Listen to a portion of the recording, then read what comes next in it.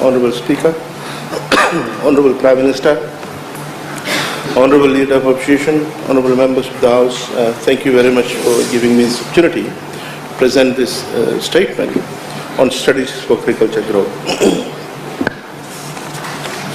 Honorable Speaker, there have been many governments and many ministers of agriculture in the past. The ministry has continued to run under these governments and ministers. My leadership won't be an exception. Honorable Speaker, however, what needs to be seen is how we are addressing some of the key strategic objectives of the government and ministry in relation to agriculture. This includes, and not limited to, contributing to improved livelihood of those who are directly dependent on agriculture, contributing to our people's nutritional requirements, providing positive returns to the owners of the agricultural resources, contributing to government revenue base via agricultural activity and sales, contributing agricultural surplus to non-agricultural sector for its expansion and growth, savings in loss of foreign reserve via substitution of imported production by raising it locally, growing stock of foreign reserves by exporting agriculture products, contributing to the livelihood of all those who are indirectly employed in agriculture or agricultural industries or are working for industries servicing the agriculture sector. And lastly, contributing to a balanced environment and ecosystem for the sustained benefit of current and future generations while mitigating any negative effects of climate change. So, Honorable Speaker, a vibrant, effective agriculture ministry and agriculture sector is measured by looking at how it is contributing to all these multiple objectives.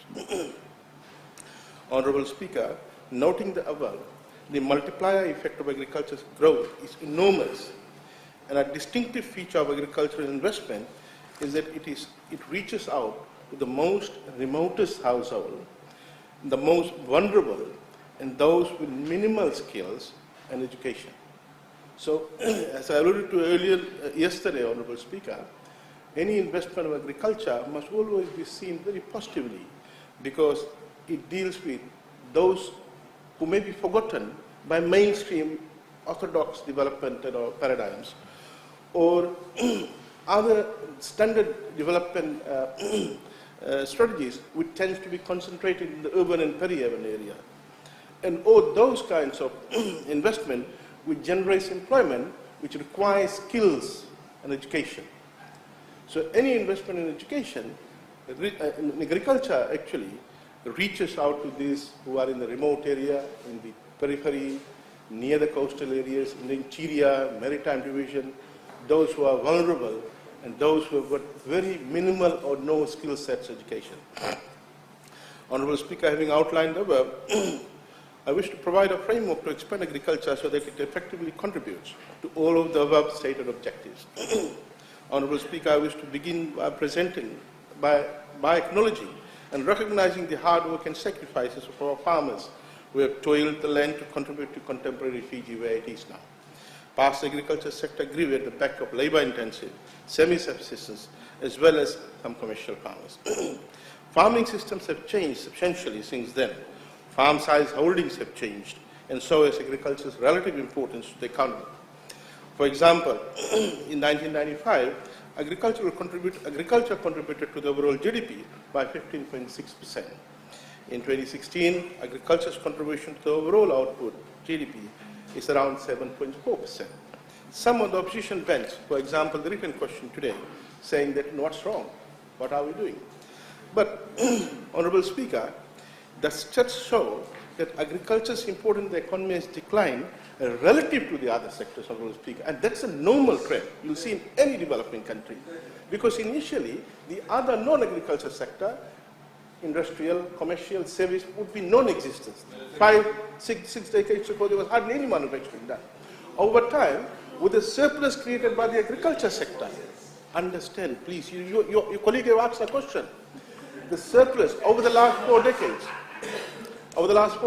the surplus created in the agriculture sector has contributed to the development of the industrial, the manufacturing, commercial, and now service sector. Service sector was hardly there 4 decades ago, 6 decades ago. Yes. Now you can see the service sector, tourism sector. So obviously, please listen. Hey, your colleague have asked a question. So obviously, Honorable Speaker, you will see that relative to the other sectors, agriculture's contribution will decline. What is important to note is whether agriculture is stagnant, declining or increasing. And yesterday, I shall say it, the agricultural output is increasing.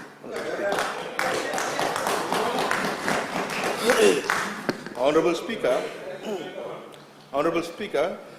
the next 4 years will be a very exciting period for the agriculture sector in Fiji. One which will go down in the history books as a turning point of Fiji's agriculture sector.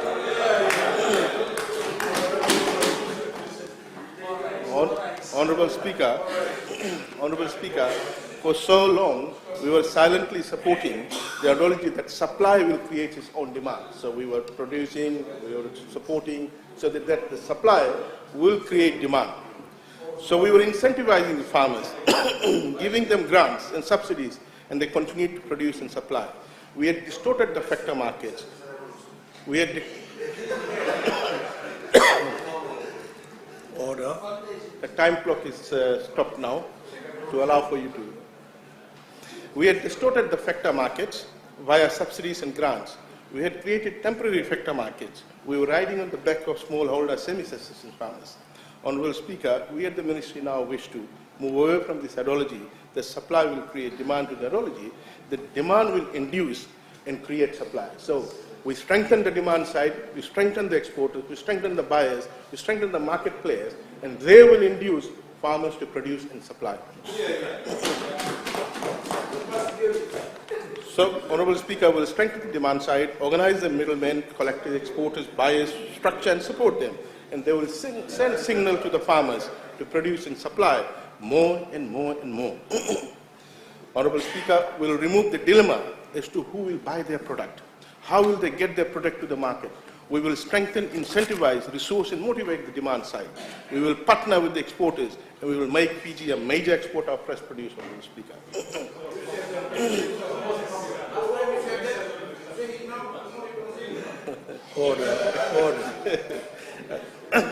Honorable Speaker, profiling our agriculture sector, we have the following: crop agriculture, fresh produce, rice, root crops, pulses, yangona, coconut, and fruit tree orchards.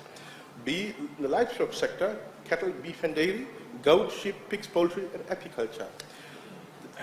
The third component of the agriculture sector is plant protection and veterinary regulatory services. D, the fourth component is irrigation, water provision, and today I'm going to shed light on the first three. The fourth one, I will present another statement from the Waterways side. Honorable Speaker, we are now working in developing strategies to raise the benchmark for achievement of each of these subsectors. Honorable Speaker, on the crop side, we are doing the following. We are continuing our research on releasing high-yielding varieties. We also have to do this over time. A particular variety builds susceptibility to pests and diseases, thus it needs to be replaced. Honorable Speaker, we are organizing land to raise seeds and seedlings which will be distributed to farmers for them to expand their production. And on this, Honorable Speaker, I have held discussions with the Minister for Lands to see what land they have and what is our requirement, and we'll be making a submission to them so that we could first get chance to get land for the Agriculture Ministry, and then any shortfall we'll look at ETLD bill as well. Honorable Speaker, we are about to launch a new program to expand pulse seed production, given its importance to household nutrition. It is now increasingly consumed by households and are a major source of protein. Annually, we are importing close to 4 tons of pulse seeds. We will also now launch a new program to entice farmers to increase pulse seed production. Honorable Speaker, pulses are also a climate resilient crop, given the ability to tolerate drought and fix atmospheric nitrogen in the soil. So overall, Honorable Speaker, we will also be contributing when we are supporting pulse seed production towards improving the soil nutrition content. Honorable Speaker, we will also spearhead a new project of establishing fruit tree orchards, starting with guava, dragon fruit, banana, mango, avocado, and breadfruit. Farmers will be assisted to start up orchards. Honorable Speaker, what you see now on the fruits is widely grown only during the season. Honorable Speaker, we're now looking at establishing special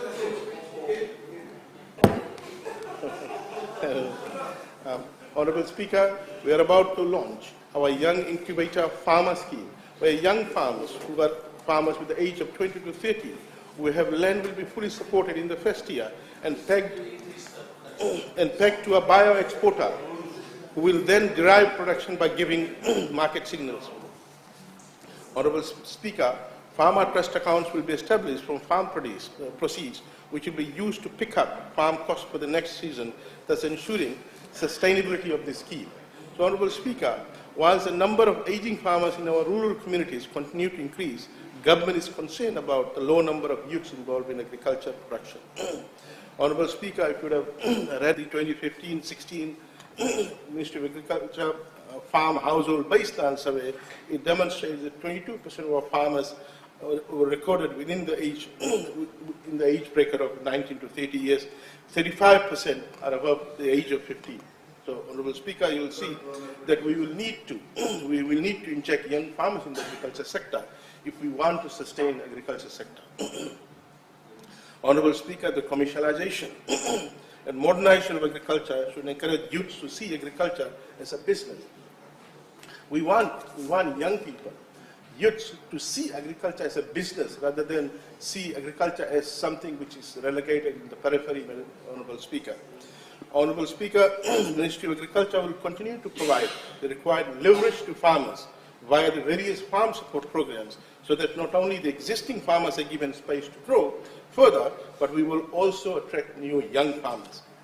Honorable Speaker, we will be developing a strategy paper for each crop and finalizing the value chain leading up to the market. Often, Honorable Speaker, we tend to concentrate on the early components of the value chain, on the production side, but we tend to forget that we need to ensure that the farmers have full knowledge and understanding of the entire value chain, right from the farm to the market.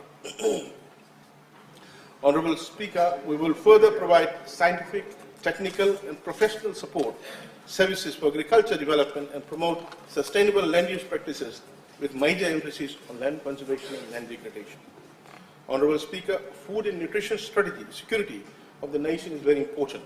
Given our program, it is important to assess the effectiveness of these programs. To develop agriculture sector further, there is a need to assess our current actions, priority, and plans against economic principles guiding agriculture production, agribusiness, and agriculture international trade. To Honorable Speaker, we need to make our agriculture sector demand-driven extension services, demand-driven production. It is very important that we concentrate on diversifying agriculture. We also scale up successful commodities. Scaling up in agricultural sector essentially means expanding, replicating, adapting, and sustaining communities that have proven its market status, its resilience to climate change for greater and sustainable impact. Honorable Speaker, we are now looking in detail on how we can expand our livestock sector. In doing so, we wish to eradicate our livestock sector of diseases in particular. We have recruited, first time ever, after a long, 3 full-time, fully qualified vets, and have strategies in place to eradicate TB and brucellosis. Honorable Speaker, we are working very closely with Biosecurity Authority of Fiji to ensure we don't introduce any new pests and diseases in Fiji. Honorable Speaker, we are slowly releasing high-yielding breeds to replace existing ones. We have just released a new high-yielding sheep breed, a cross between the Fiji Fantastic and Australian Doper breed. This has several good traits, such as high body weight, high weight at birth, lower mortality rate, to name a few. Honorable Speaker, we have distributed to close to 300 farmers in the Western Division and about 400 farmers in the Northern Division.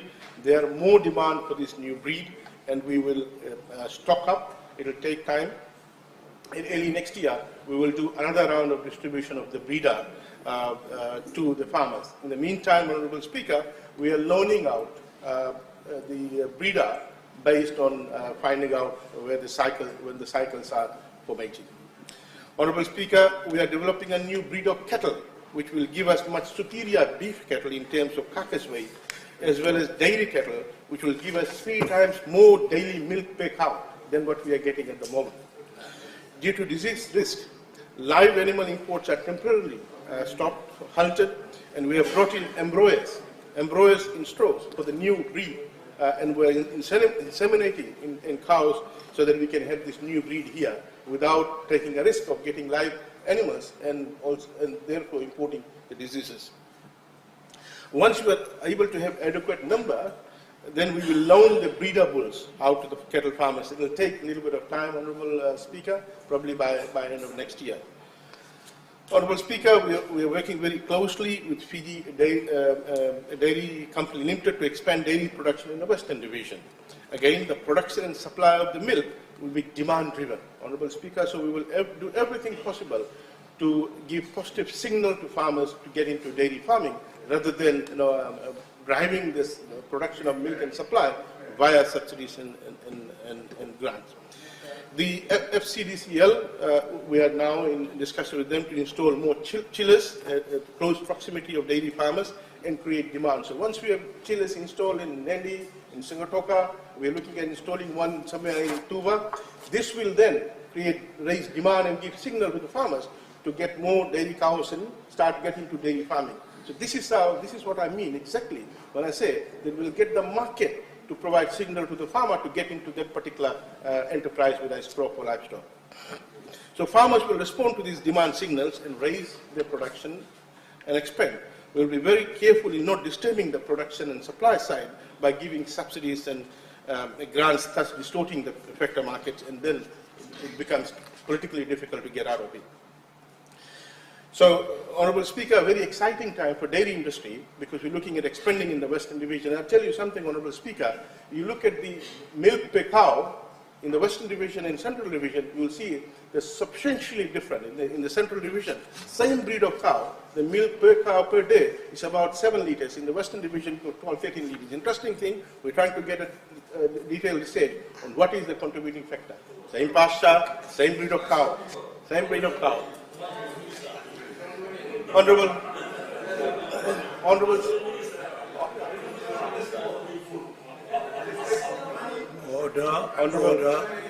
Order. You're behaving like a breeder bull here.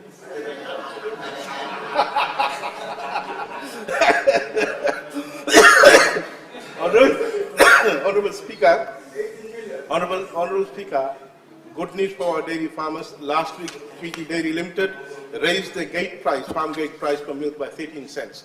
This is what I mean, Honourable Speaker, when I say the demand will induce the farmers to produce more and expand. Honourable Speaker, we will be releasing in October, November a new breed of cow. Honourable Speaker, we are doing similar kind of research in poultry and pig sector, and we are looking at producing new breeds of poultry and pig for farmers. Honourable Speaker, we will soon be launching our new pasture improvement plan, which has just been approved by Cabinet, and we are quite excited about solving the issue of pasture during drought for our livestock farmers. And in my Waterways paper that I will give later this week probably, or in the next sitting, we will provide a solution of how we're going to deal with water shortage amongst the livestock area in the drought-stricken area. Honourable Speaker, there's a lot to say, but I want to end here, and I want to say that a lot of good work has been done by Ministry of Agriculture, and we will continue to raise the benchmark. It's quite an exciting period ahead for us for agriculture. Thank you, Nakam.